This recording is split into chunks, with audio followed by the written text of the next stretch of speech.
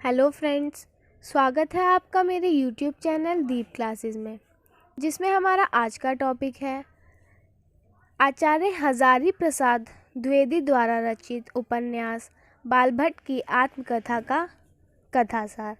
हमारा आज का टॉपिक स्टार्ट करने से पहले अगर आप हमारे यूट्यूब चैनल पर नए हैं या आपने अभी तक हमारे चैनल को सब्सक्राइब नहीं किया है तो जल्दी से इसे सब्सक्राइब कर लें, जिससे हमारे आने वाले वीडियो के सभी नोटिफिकेशंस आप तक पहुंच सके। चलिए अब हम अपना टॉपिक स्टार्ट करते हैं। बाणभट्ट, जो कि इस उपन्यास का नायक है, मगध प्रदेश के प्रख्यात वात्स्यायन वंश में उत्पन्न हुआ था। उसके पिता चित्रबानु भट्ट एक उद्भट पंडित थे।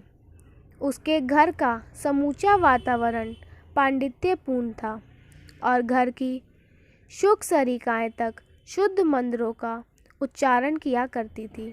बाणभट्ट सचमुच अभागा था कि ऐसे परिवार में उत्पन्न होने के बावजूद वह उस वातावरण से विरत रहा। बाणभट्ट का एक चचेरा भाई था, उड्डपति, जिसने तत्कालीन प्राख्या तार्किक एवं बौद्ध भिक्षु वसुभूति को शास्त्रार्थ में पराजित किया था।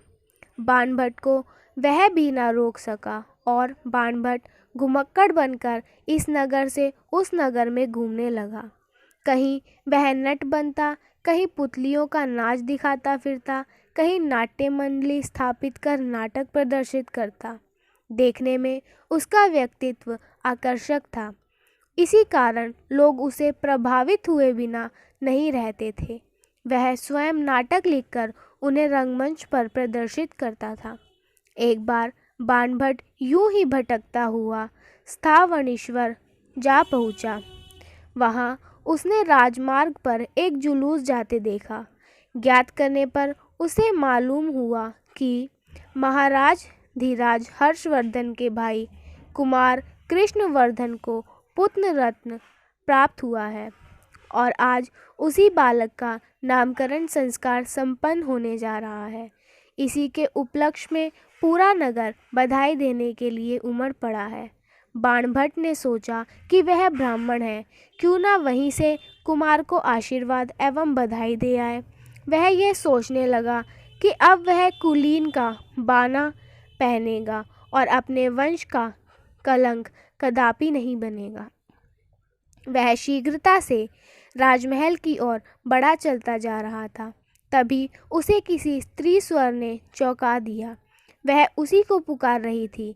यह पुकारने वाली और कोई नहीं, उज्जैनी में उसकी नाट्य मंडली में अभिनय करने वाली निम्न वर्णीय निपुणिका थी, जो अब पान बेचा करती थी। निपुणिका विवाह के तुरंत बाद विधवा हो जाने पर बाणभट्ट की नाट्य मंडली में सम्मिलित हो गई थी। बाण के प्रति वह आसक्त थी, किंतु एक दिन जब उसे ज्ञात हुआ कि वह उसकी उपेक्षा करता है तो क्षोभवश वह चुपचाप भाग आई थी। बाण उसे चाहता था और इसीलिए उसने नाट्य मंडली भंग कर दी थी। नाटक को क्षिप्रा नदी में फेंक दिया और विक्षिप्त सा उसे खोजने निकल पड़ा और आज 6 वर्ष बाद निपुणिका से वह मिल सका। निपुणिका से यह ज्ञात होने पर कि वह छोटे राजकुमार के अतःपुर में पान पहुंचाया करती है, बाण ने उसे इसी घृणित कार्य से मुक्ति दिलाने की प्रतिज्ञा की। किंतु निपुणिका ने उसे एक अन्य महान कार्य करने की प्रेरणा दी। उसने बताया कि छोटे राजकुल में एक राजकुमारी को जबरदस्ती लाया गया है और छोटे राजकुल का तथाकथित महाराज उसे अपनी वासना का शिकार बनाना चाहता है। तभी राजबाला पवित्रा की मूर्ति है और देव मंदिर की भांति निष्कलुष है। बाण ने स्वयं को इस कार्य के लिए तत्पर कर लिया और यह निश्चित कर लिया कि अत्योद्वार चाहे हो ना हो, वह राजबाला का उद्धार अवश्य करेगा। नाथेश्वर का शासन सूत्र यद्यपि महाराज हर्षवर्धन के हाथ में था, किंतु वास्तव में उसके उत्तराधिकारी मौर्वरी वंश के कान्य कुब्ज थे। इसी कारण अपने इसी संबंधी राज को हर्षवर्धन ने पूरी सुख सुविधाएं दे रखी थी और वह आज भी महाराजा कहलाने में गौरव का अनुभव करता था। प्रचुर संपत्ति से उसे कामी बना दिया और इसी का यह परिणाम था कि उक्त राजकुमारी उसके महल में पिछले 6 माह से बंदिनी थी। उस दिन शुक्ल त्रयोदशी होने के साथ ही सब कान्य कुंज कामदेव की पूजा का उत्सव मना रहे थे। अच्छा अवसर मिलते ही निपुणिका और बालभट्ट ने अंतःपुर में जाकर उसे अभागिनी राजबाला से मुक्त कर दी। चार दीवारी लांघकर वह सब बाहर निकल आए और एक निर्जन स्थान पर स्थित देवी मंदिर की ओर चले। मंदिर के पीछे एक टूटी फूटी कुटिया सी थी और मंदिर में एक द्रविड़ साधु रहता था। वह कहने को तो चंडी का परम भक्त था, किंतु वास्तव में बड़ा कामी, लोलुप और नीच था। अपने इस पाखंड के कारण ही वह अपने शरीर का सत्यानाश कर चुका था। निपुणिका उसके विषय में जानती थी, इसलिए उसने बहलाकर यह स्थान पा लिया, किंतु बाण को वह स्थान पसंद नहीं था। फिर जब साधु के विषय में उसे जानकारी मिली, तब तो वह स्थान बदलने को विहिल हो उठा। बाणभट्ट को इसी साधु से बौद्ध भिक्षु सुगतभृत का पता चला तो वह निपुणिका और राजबाला को उसके विषय में बताने लगा। वार्ता के दौरान ही यह ज्ञात हुआ कि राजबाला सुगतभद्र को जानती है। भट्टिनी बोली कि वह वही सुगतभद्र हो जो तक्षशिला धर्म प्रचुर हेतु गए थे। तो उसने कहा कि देवपुत्र तुवर मिलिंद की कन्या ने प्रणाम कहा है और वह आपका दर्शन चाहती है। बाण को जब मालूम हुआ कि भट्टिनी महाराजा तुवर मिलिंद की राजकन्या है तो उसे उसकी वर्तमान दशा पर बहुत दुख हुआ। वह तुरंत बौद्ध विहार गया और सुगतभद्र से पूरा वृतांत कहा। सुगतभद्र भट्टिनी के विषय में जानकर बहुत दुखी हुआ और उसकी रक्षा की व्यवस्था का वचन दिया। उन्होंने उसी समय राजकुमार कृष्णवर्धन को बुलवाने का आदेश दिया और बाणभट्ट उन्हें प्रणाम कर वापस चला गया। मंदिर में लौटकर उसने राजबाला चंद्रदिधिति को सारा वृत्तांत कह सुनाया, किंतु भट्टिनी को जब मालूम हुआ कि उसकी उचित व्यवस्था हेतु सुगतभद्र ने कृष्णवर्धन को बुलवाया है तो उसे बहुत दुख हुआ। वह थानेश्वर के राजवंश से घृणा करती थी, इसलिए राजवंश के किसी भी पुरुष का आश्रय पाने की उपेक्षा मर जाना उचित समझती थी। किंतु बाणभट्ट ने उसे आश्वस्त किया कि राजवंश का आश्रय नहीं लिया जाएगा। तभी आचार्य सुगतभद्र के विषय शिष्य ने आकर बताया कि उसे बुलाया गया है। कृष्णवध विहार में आ गए और बाण से बात करना चाहते हैं। बाण तुरंत चल पड़ा। कृष्णवर्धन बड़ा गुणी, कोमल और सुचित्रित व्यक्ति था, किंतु बाण द्वारा यह कहने पर कि वह लोग राजवंश के किसी भी व्यक्ति का आश्रय नहीं लेंगे तो कुमार को बहुत ठेस लगी। दोनों में तीखी झड़प हो गई। उसी समय आचार्य ने आकर स्थिति को संभाला। फिर यह निश्चित हुआ कि राजबाला नदी तट तक जाते समय पैदल न जाकर कुमार की भेजी हुई शिविका पर जाएगी और यह राजबाला का भाई बनने में गर्व महसूस करेगा। बाणभट्ट ने राजकुमार की भेजी हुई शिविकाओं पर चंद्रदिधिति और निपुणिका को नदी तट की ओर भेज दिया। उसी समय जोगिया वस्त्र पहने एक भैरवी ने वहां प्रवेश किया और साधना ग्रह को भ्रष्ट करने पर उसे प्रताड़ित किया।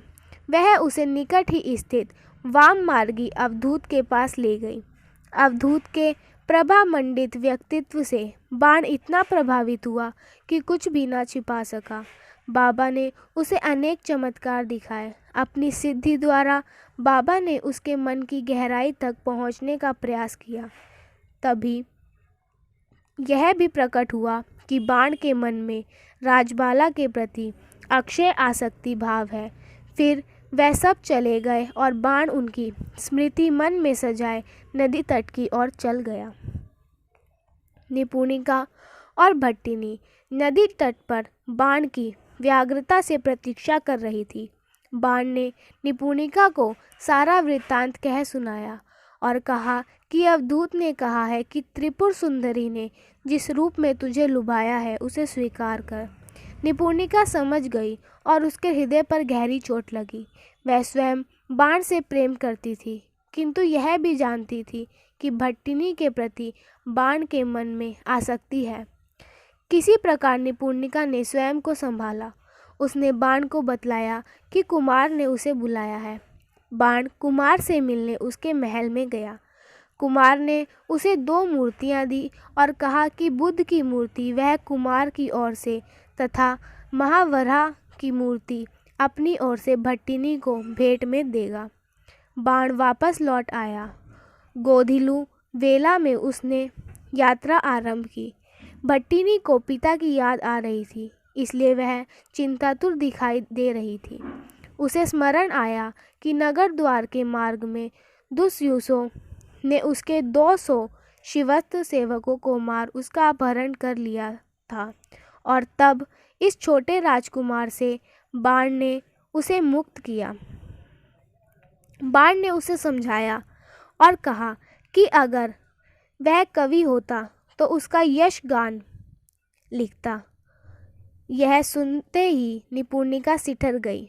एकांत पाकर उसने बाण के पांवों में सिर रखकर उससे वचन ले लिया कि जब वह उसकी नाटक मंडली छोड़कर भाग आई थी तो मार्ग में एक ज्योतिषी ने उसे बाण के भविष्य के विषय में पूछने पर यह बतलाया कि एक बड़ा यशस्वी होगा, परंतु कोई रचना समाप्त नहीं कर सकेगा। उससे यह कह देना कि किसी जीवित व्यक्ति के नाम पर काव्य ना लिखे, अन्यथा 1000 दिन बाद वह मर जाएगा। निपुणिका ने बताया कि जब उसे ज्ञात हुआ कि बाण ने ना लिखने पर की प्रतिज्ञा ली है तो वह उसके पास लौटने वाली थी, किंतु ज्योतिषी की बात से वह ना आ सकी और कभी ना मिलने की प्रतिज्ञा करके भाग निकली। इन लोगों की नावें कान्यकुब्ज राज्य के अंतिम छोर पर पहुंच गई। यहाँ से अन्य राज्यों की सीमाएं प्रारंभ होती थी। ये राज्य कान्यकुब्जों के शत्रु थे और यहाँ अराजकता का वातावरण फैला हुआ था। यद्यपि इनके साथ कुमार द्वारा भेजे गए पर्याप्त अंगरक्षक सैनिक चल रहे थे, किंतु फिर भी आमिर सामंत ईश्वर सेन के गश्ती सैनिकों से इनका टकराव हो ही गया। दोनों ओर से घंघोर युद्ध हुआ। भट्टिनी ने आगत भय की आशंका से मर जाना ही उचित समझा और महावराह की प्रतिमा को हृदय से लगाए वह नदी में कूद गई। उसे बचाने के लिए निपुणिका और बाण भी नदी में कूद पड़े। बाण ने भट्टिनी को पकड़ लिया और प्रवाह के साथ बहते हुए उसे किसी प्रकार किनारे ले गया, किंतु निपुणिका का क्या हुआ यह वह नहीं जान सका। इसी बीच भट्टिनी को बचाने के प्रयास में उसे महावराह की प्रतिमा को भी नदी में फेंक देना पड़ा। किनारे आकर वह बेहोश भट्टिनी के साथ रेत पर पड़ा रहा। प्रातःकाल जब भट्टिनी होश में आई तो बाण उसे लेकर किसी सुरक्षित स्थान की ओर खोज में चल पड़ा। पास ही उसे एक घना साल का पेड़ मिल गया, जो संभवतः ग्रामीणों का पूजा स्थल था। बाण को लगा कि निकट में ही कोई गांव अवश्य है, अतः वह भट्टिनी को लेकर वहीं आराम करने के विचार में बैठ गया। वास्तव में यह उसी भैरवी का स्थान था जो उसे थानेश्वर के चंडी मंदिर में मिली थी। बाण महामाया भैरवी के संरक्षण में भट्टिनी को छोड़कर निपुणिका को खोजने लगा, किंतु जब वह ना मिली तो निराश लौट आया। भैरवी द्वारा दिए गए फल खाकर जब वह पुनः निपुणिका को ढूंढने निकला तो दुर्भाग्यवश एक शमशान के निकट स्थित देवी के मंदिर में जा पहुंचा, जहां अघोर गंड और चंड मंडता ने उसकी बलि देने का प्रयास किया। तभी महामाया भट्टिनी और निपुणिका को लेकर वहां आ गई। और इस प्रकार बाण की रक्षा हुई। महामाया के प्रयास से ही आमिर महाराज लोरिक देव के महल में इन तीनों के विश्राम की व्यवस्था हो गई। निपुणिका अभी काफ़ी अस्वस्थ थी। बाणभट्ट सोच रहा था कि निपुणिका के ठीक होते ही वह मगध के लिए चल देगा, किंतु तभी उसे मौर्यवर्यों के गुरु भर्व शर्मा का एक पत्र मिला, जिसमें बाहरी शत्रुओं के आने का विस्तार में वर्णन करते हुए आर्यावर्त की रक्षा हेतु सबको तत्पर होने को कहा गया था और बताया गया था कि महाराज तुवर मिलिंद शत्रुओं को खदेड़ भगाते, किंतु उनकी प्रिय पुत्री के वियोग से वह क्लांत है। जो व्यक्ति अपनी पुत्री चंद्रदिदिति को खोज कर लाएगा वह आर्यावर्त की रक्षा का उपहार पाएगा। पत्र को पढ़कर बाण उत्तेजित हो उठा, किंतु भट्टिनी को बताना उसने उचित न समझा। वह भट्टिनी से मिला तो मालूम हुआ कि सामंत की रानी उसके पास भी वह पत्र भिजवा चुकी है। भट्टिनी के धैर्य को देख बाण आश्वस्त हुआ। रात भर बाण को नींद नहीं आई। वह भट्टिनी के विषय में ही सोचता रहा। उसने सोचा प्रातः निपुणिका के संबंध में बात करेगा। प्रातः निपुणिका स्वयं उसके पास चली आई और पूछा कि रात में उसने भट्टिनी से कुछ अनुचित तो नहीं कहा। तो बाण ने उसे पूरी बात बता दी। बाण ने निश्चय कर लिया कि वह तुरंत थानेश्वर जाकर भट्टिनी को उसके पिता के पास पहुंचाने की व्यवस्था करेगा। वह थानेश्वर जाने की सोच ही रहा था कि तभी कुमार के दूत ने आकर उसे बताया कि कुमार कृष्णवर्धन उससे मिलने के इच्छुक है और वह महाराज हर्षवर्धन से बैर त्याग कर उनसे भी अवश्य मिले। उधर भट्टिनी ने भी उसे थानेश्वर जाने को प्रेरित किया और कहा कि यदि समय मिले तो निपुणिका की सखी सुचरिता से मिलकर उसकी भी खबर लेता आए। बाण जब थानेश्वर पहुंचा तो वह सीधा सुगतभद्र से मिलने बौद्ध विहार चला गया। वहीं महाराज हर्षवर्धन और कुमार से भी उसकी भेंट हो गई। कुमार ने उसे संध्या समय मिलने का आग्रह किया। बाणभट्ट महाराज हर्षवर्धन की राज्यसभा में पहुंचा, किंतु वहां तिरस्कृत होने पर उसे क्रोध आ गया। वह सभा भवन से बाहर आया, तभी उसे सुचरिता का ध्यान आया और वह बताए गए स्थान की ओर चल पड़ा। सुचरिता को जब यह ज्ञात हुआ कि निपुणिका द्वारा भेजा गया है और उसका नाम बाणभट्ट है, तो वह बहुत प्रसन्न हुई और उसे अपने घर ले गई। उसे नारायण का प्रसाद दिया। बाण उसके भक्ति भाव से बहुत प्रभावित हुआ। अगले दिन संध्या समय फिर मिलने का वचन देकर बाण वहाँ से चला गया। जब बाण अपने वृषामालय में पहुँचा तो वहाँ उसे कुमार का दूत मिला, जिसने उसे 3 पत्र दिए। पहले पत्र के अनुसार उसे महाराज का राजपंडित नियुक्त किया गया था। दूसरा पत्र आमिर सामंत लोरिक देव के नाम का था, जिसमें उससे कहा गया था कि वह महाराज का सामंत बन जाए, और तीसरा पत्र भट्टिनी के नाम का था। प्रातःकाल उठकर बाण कुमार से मिला।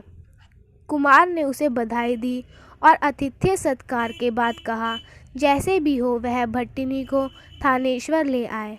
बाण अगले दिन राजपंडित के रूप में दरबार में गया और महाराज को आशीर्वाद दिया तथा उसकी प्रशस्ति में एक आर्या सुनाई। सभा भंग होने के बाद बाण सीधे सुचरिता से मिलने चला गया। मार्ग में उसने देखा कि लोगों की भीड़ लगी है। पूछने पर पता चला कि सुबह ही सुचरिता और उसके योगी पति वीर तिवृज को बंदी बना लिया गया है। अघोर भैरव को नाव द्वारा कहीं दूर भेज दिया गया है। महाराज हर्षवर्धन के इस कृत्य से जनता उत्तेजित हो उठी थी। सभा में अनेक लोग बोले कि अंत में सभापति ने जनता को शांत रहने को कहा, क्योंकि देश पर शत्रुओं की आंखें लगी थी और देवपुत्र तुवर मिलिंद का सहयोग लेना आवश्यक था। सभा सहमत हो गई, किंतु तभी एक कोने से महामाया का स्वर गूंजा। उन्होंने अपने लंबे भाषण में सभा के निर्णय का उग्र विरोध किया और कहा कि राजपुरुषों की आशा छोड़कर देश के नवयुवक स्वयं आगे आकर देश की रक्षा करने को सन्नद्ध हो। यह कहकर वह ना जाने किधर चली गई। बाणभट्ट को इस प्रकार महामाया का आना और तिरोहित हो जाना बड़ा अजीब लगा।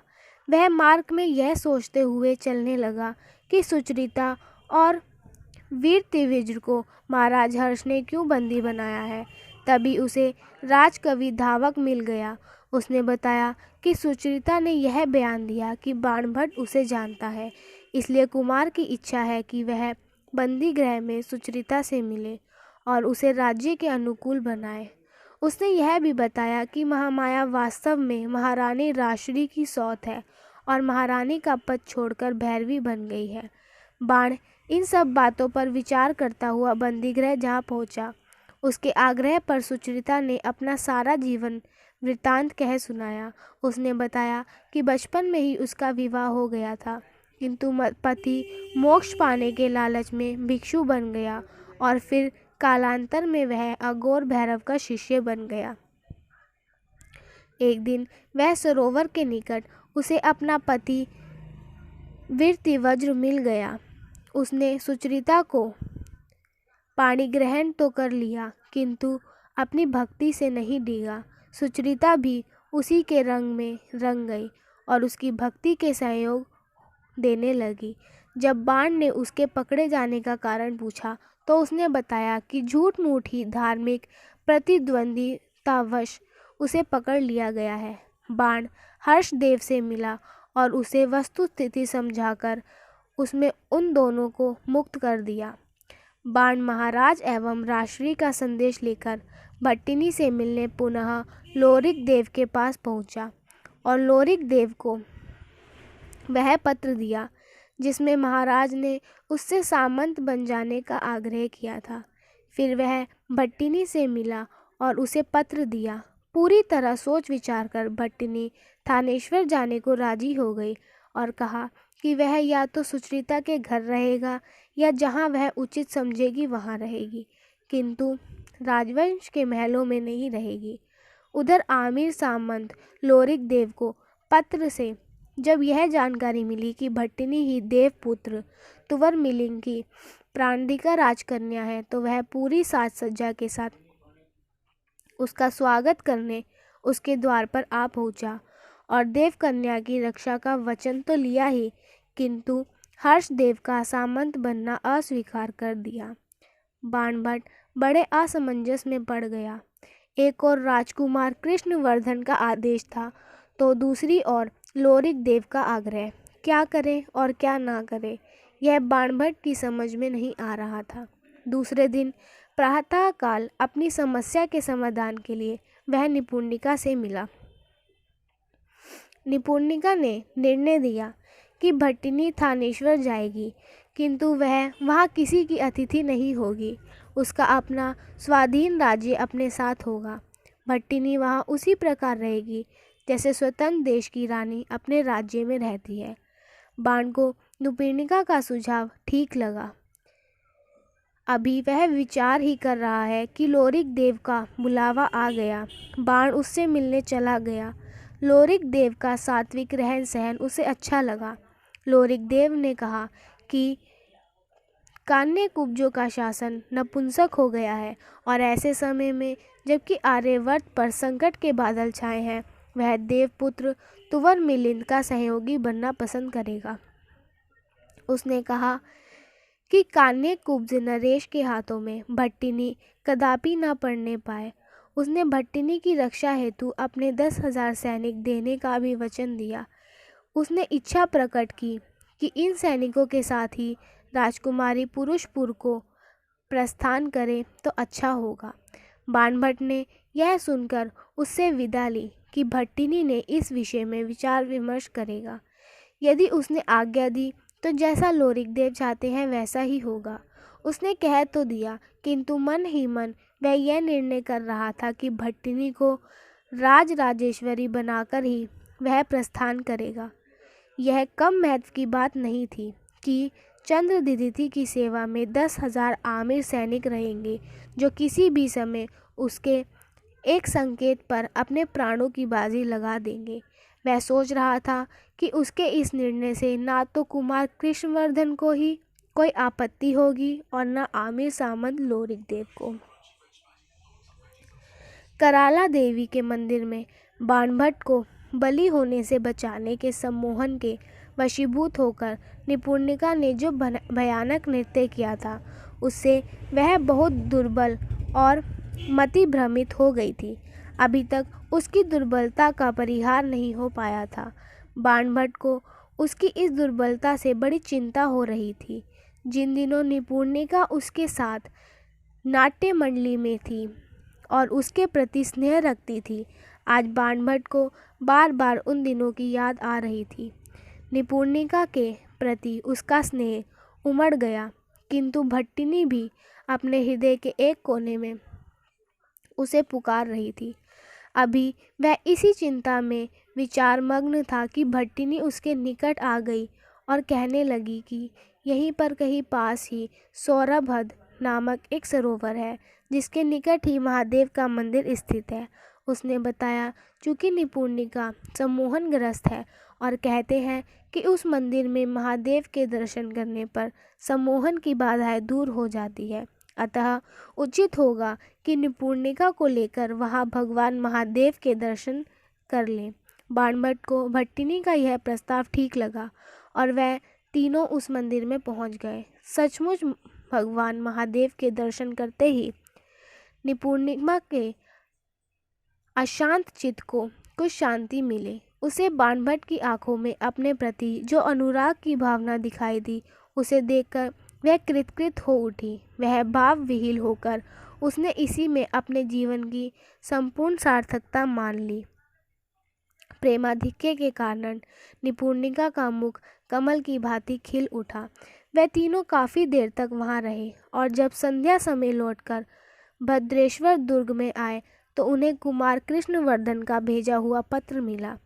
पत्र बाणभट्ट को प्रेषित किया गया था। पत्र में लिखा था कि जिस शर्त पर भी भट्टिनी आना चाहे उसी शर्त पर ले आओ और आर्यवर्त पर प्रत्यंत शत्रु आ रहे हैं जिनकी गति को केवल आमिर सेना ही रोक सकती है। पत्र में कुमार ने स्पष्ट रूप से यह भी लिखा था कि यदि आमिर राज सामंत बनने को प्रस्तुत ना हो तो उन्हें मित्र राजा के रूप में निमंत्रित किया जा सकता है। राजकुमारी के मिलने का समाचार देवपुत्र तुवर मिलिंद को भेज दिया गया है और आचार्य भूर्वपाद उन्हें लेने स्वयं आ रहे हैं।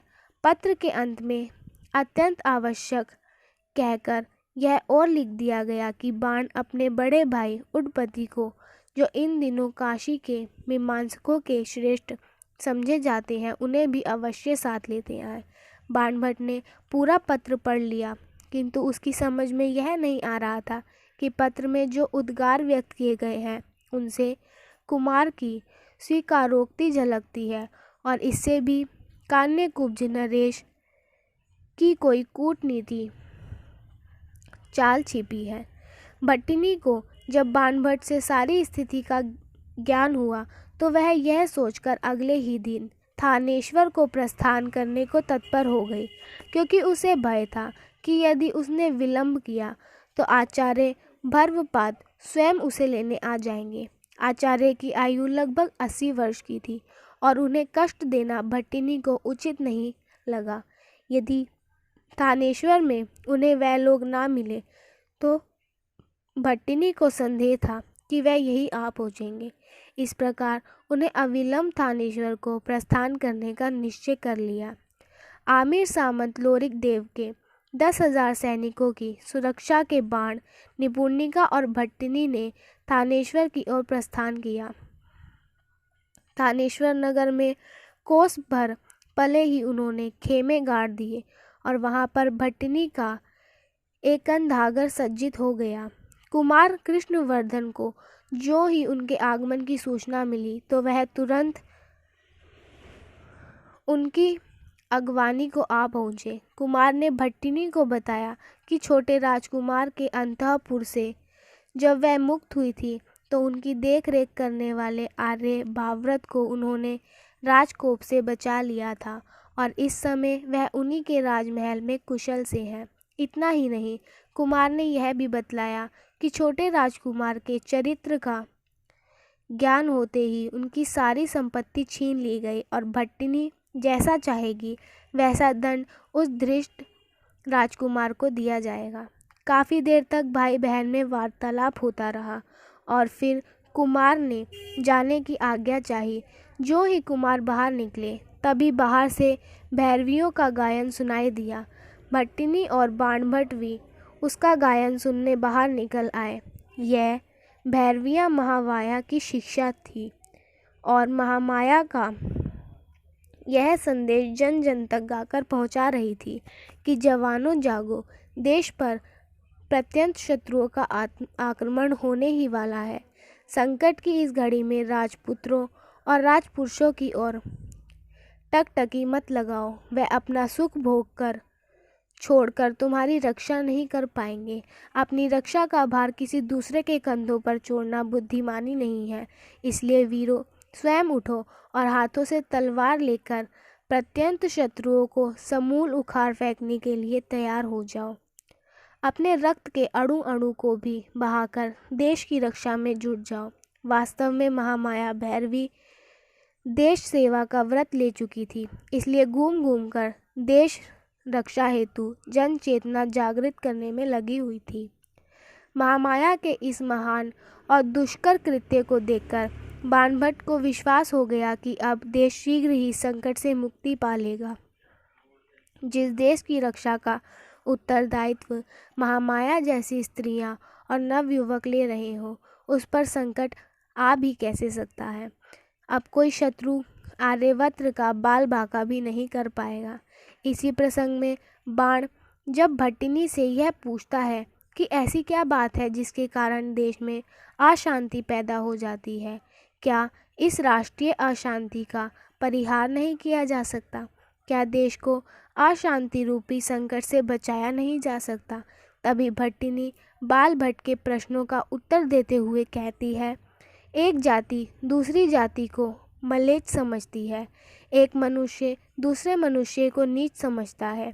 इससे बढ़कर अशांति का कारण और क्या हो सकता है? और इस अशांति को दूर करने का एकमात्र उपाय है कवि। वह कवि ही है जो लोभ, मोह और रोष में फंसे विभिन्न राष्ट्रों में रागात्मक संबंध स्थापित करके भेद को मिटा सकता है। इस प्रसंग में भट्टिनी बाणभट्ट को काव्य सृजना के लिए प्रेरित करते हुए उसे वर्तमान युग का दूसरा कालिदास कहकर संबोधित करती है और कहती है कि यदि वह चाहे तो अपने काव्य द्वारा जागतिक अशांति को दूर कर संपूर्ण सृष्टि में शांति स्थापित कर सकता है। इस कार्य के लिए वह बाण को प्रेरित ही नहीं करती, उससे प्रार्थना भी करती है। बाण चिंतन मनन कर रहा होता है कि तभी उसका मित्र और राजकवि घावक उससे मिलने चला आता है। घावक बड़ा विनोदी स्वभाव का व्यक्ति था और हर बात को हास्य में ही कहने की उसकी आदत थी। बाणभट्ट से विदा लेते समय वह कहता है, कान्यकुंज में किसी पर विश्वास ना करना, सब तुम्हें कतरना ही चाहेंगे और वह जो काशी वाले मीमांसक को ले आ रहे हो उसे भी समझा देना कि बेकार जहाँ तहाँ भिड़ता ना फिरे। घावक से ही बातों बातों में बाण को ज्ञात होता है कि महाराज हर्षवर्धन ने रत्नावली शीर्षक से एक नाटिका भी लिखी है और उस नाटिका की विशेषता यह है कि बौद्ध मतावलंबी होते हुए भी महाराज ने उसमें महात्मा बुद्ध का स्तुति गायन ना करके शिव और पार्वती की वंदना की है। घावक के जाने के बाद बाणभट्ट यह सोचने लगता है कि क्यों ना उस नाटिका को मंचस्थ किया जाए। तभी निपुणिका उसके पास आती है और वह भी यह बताती है कि महाराज के स्वागत में वह उत्सव मनाना चाहती है और उसकी इच्छा है कि वह उत्सव में बाणभट्ट और निपुणिका रत्नावली नाटक का अभिनय करे। बाणभट्ट सहर्ष तैयार हो जाता है और नाटिका मंचन की तैयारी में लग जाता है। भट्टिनी चाहती थी कि किसी प्रकार एक बार वह पुराने कंचुकी आर्य वाभ्रव्य से मिल ले। कुमार ने उसकी इच्छा पूरी कर दी। वाभ्रव्य अब काफ़ी वृद्ध हो चले थे।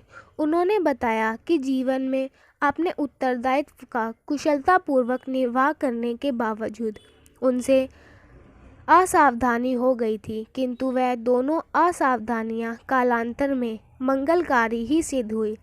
इन असावधानियों में पहली तो थी भट्टिनी का अंतःपुर से निकल भागना, और दूसरी 20 वर्ष पूर्व घटी थी, जब वाभ्रव्य ने महारानी महामाया को स्वयं सहयोग देकर महल से निकल जाने दिया था। वास्तव में महाराज गुरुवर्मा महारानी को पूर्ण स्नेह नहीं दे पा रहे थे, और इनका कारण स्वयं महामाया थी। महामाया का वाग्दान महाराज के विवाह से पूर्ण ही हो चुका था। उसका पूर्व पति ही अघोर भैरव था। कालांतर में महामाया भी भैरवी बनकर महल से निकल पड़ी और अघोर भैरव की शिष्या बन गई।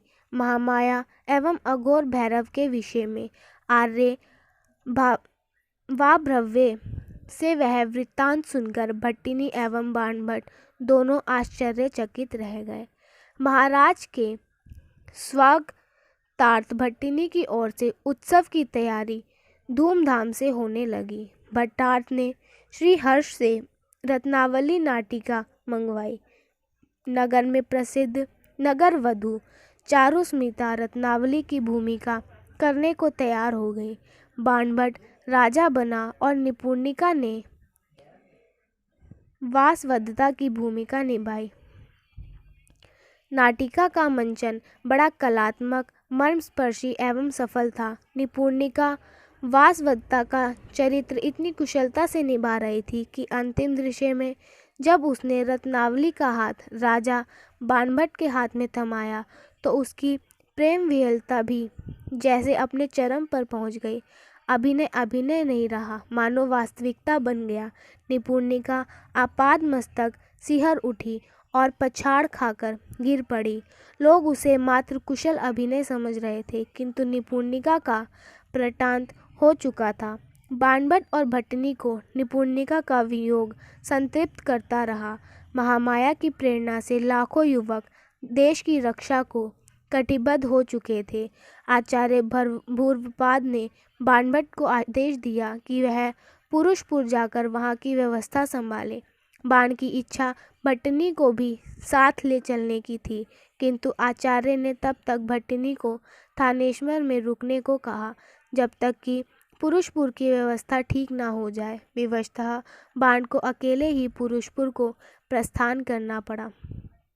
भट्टिनी ने उससे जल्दी लौटने का अनुरोध किया, किंतु बाणभट्ट को ऐसा प्रतीत हो रहा था जैसे भट्टिनी और उसका मिलन अब संभव न हो पाएगा, जैसे वह सदैव के लिए भट्टिनी से विदा ले रहा हो।